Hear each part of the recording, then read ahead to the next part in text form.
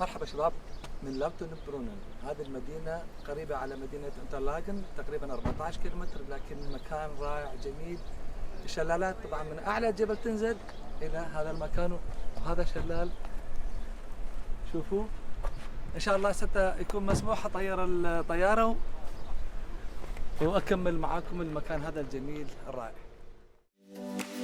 السلام عليكم ورحمة الله وبركاته. مرحبا بالجميع في فيديو جديد من سويسرا، من قرية لوتوبرن، وبأجمل وادي بسويسرا، وجبال الألب وبين الصخور وقمم الجبال، وبعد أكثر من 70 من الشلالات تنزل بوديان تخبر، والمناطق الخضراء، وكلها بهذا الفيديو اليوم. تابعوني ولا تنسون الاشتراك وشاركوا الفيديو مع الأصدقاء، وخلي أشرح لكم عن هذه القرية. يعتبرون هذه القرية والوديان مالتها من أكبر المحميات الطبيعية بسويسرا، ولوتوبرونن يعني الينابيع الكثيرة، ويعني روعة المشاهد الطبيعية. ونشوف هذا الشلال اسمه ستاباخ، وينزل من ينابيع من أعالي الجبال تقريبا 300 متر، وهو أكبر شلال مع صوت وهدير هاي المياه والشلالات. أكو شاعر معروف اسمه يوهان فولف كتب قصيدة اسمها روحانية هاي المياه، أو روحانية على المياه. واكو شلال اسمه تروبنباخ، عبالك هاي الاسماء تركية ما ادري ليش. هذا شلال في جبل اسمه الراهب الاسود، ومكانه مخفي بين الصخور والحجارة، وينزل من ارتفاع 200 متر، لكن المياه اللي تنزل حجمها جدا رهيب، 200 متر ارتفاع، وينزل من عندها 20,000 لتر بالثانية، صدق شي رهيب. وطبعا الصعود للجبال لازم تفرق، ونصعد له بارتفاع 2971 متر على جبل اسمه تشيل هورن، وهناك صار تمثيل فيلم بخدمة سيد الجلالة. بالنسبة للمعيشة بهاي القرية للسواح والمسافرين باليوم الواحد يحتاج شخص 200 دولار، طبعا ضمنها الفندق ب3 نجوم ومع وجبة ريوق، والأسعار تختلف من الصيف للشتاء. وسكان هاي القرية يحجون 3 لغات، فرنسية وألمانية وإيطالية، وقسم من عندهم يحجون الإنجليزية إضافة إلى 3 الباقي، والعملة مالتهم فرنك سويسري. وتتميز سويسرا بأنها أغنى دول أوروبا، وتتميز أيضا بالطبيعة مالتها الجميلة الخلابة، وبيها 100 جبل شاهق، وأكثر من 1800 شلال، ونهر جليدي وثلجي، وتمر خلال سلسلة جبال الألب الشهيرة والمعروفة كلها للجميع. أيضا عندها وتمتاز ببحيرات، عندها المياه مالتها فيروزية، هذا الأخضر الفاتح مثل لون الزمرد، أو يعتبروها زرقاء زمردية. استمتعنا بالرحلة وبهاي الأجواء الخرافية، وأيضا التخييم بالخيم بأسعار مناسبة. طبعا للرحلة إذا كانت 4 أشخاص بالسيارة كثير أفضل من 3 أو أقل. أول شيء تقلل المصاريف على الأشخاص. التخييم بهذا المكان يكون بالوادي، عبارة عن استئجار مكان للسيارة مثل جراج ومع الخيم مالتك، وأيضا عدد الأشخاص إذا زاد يقلل السعر على الأشخاص.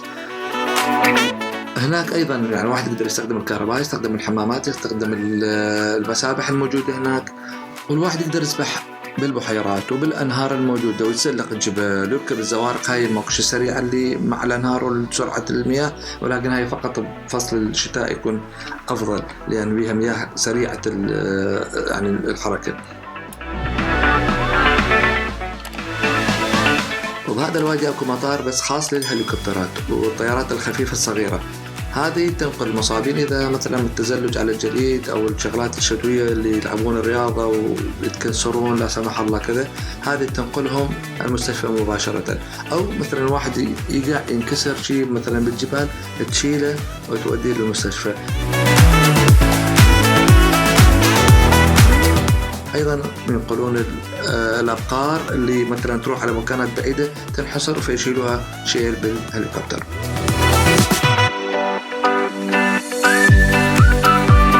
ونشوف هاي الحديقة، هاي مو حديقة طبعا، هاي مقبرة مال سكان القرية.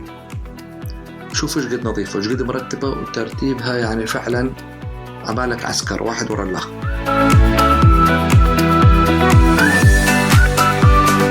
راح ناخذكم ونطلع على هذا الجبل.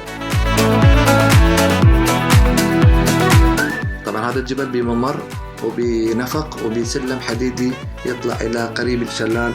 شو معي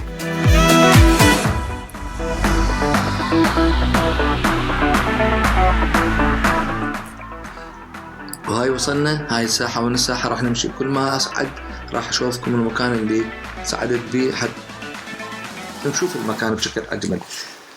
وصلنا شجرة، وهاي الشجرة منها أكو نفق. هذا النفق طبعا يشغل الشارع يمكن 100 متر ندخل بيه ونصعد على هذا السلم الحديدي. نصعد السلم ونشوف الناس قدامنا يصعدون، وجدا المكان يضيق إلى أن وصلنا هذا النقطة الأخيرة. هذا المكان هسه راح أطير الدرون، أصلا راح أطيره من جوا أصوركم المكان وشوف الشلال بشكل جميل ورائع.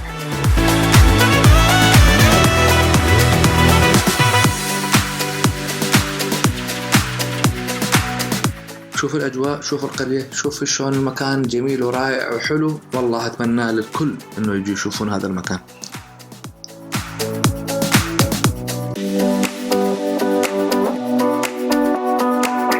وهسه نبدأ بالنزول وننزل إلى باقي القرية وأماكن القرية الجميلة، ونشوف أيضا فيها كبرات وفيها أيضا قنطرة. وراح نبدأ النزول ونروح لباقي القرية، وأكو حدائق وقنطرة ونهر صغير وأيضا جداول ومياه مال الشلالات اللي تنزل تشكل مثل نهر يدخل عليه ويدخل بالقرية ويفوت بالبيوت. شيء يعني فعلا فعلا جميل. وكل هاي المياه اللي تنزل من هاي الجبال وهاي الينابيع وهاي الشلالات تروح على نهر واحد، والنهر واحد ينضم إلى نهر آخر ويروح على البحيرة. شوف هذا النهر هم سريع، هم لونه غريب، لا رصاصي لا هو كلسي لا هو يعني لونه غريب كأنه مخلوط بمواد كيميائية أو مثلا فسفور أو كبريت أو هيك شكل شغلات.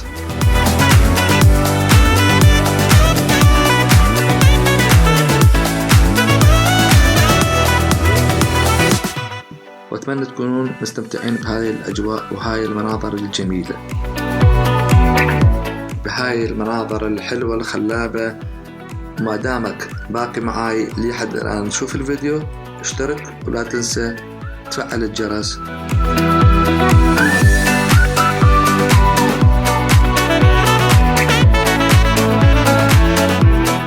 أخليكم مع هاي المشاهد والمناظر الجميلة، واكتب رأيك بالتعليق، وادعم القناة حتى تشوف شغلات جميلة وحلوة.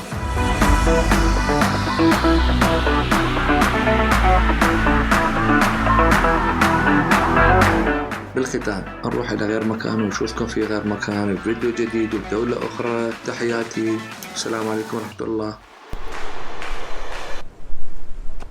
نهاية الفلوق هذا في هاي المنطقة الساحرة جميلة من سويسرا. ما مشترك خليه يشترك بالقناة، تفعيل زر الجرس، لايك وتعليق حلو. وهاي سيارة جدة مع نهاية الفلوق. تحياتي لكم، في أمان الله.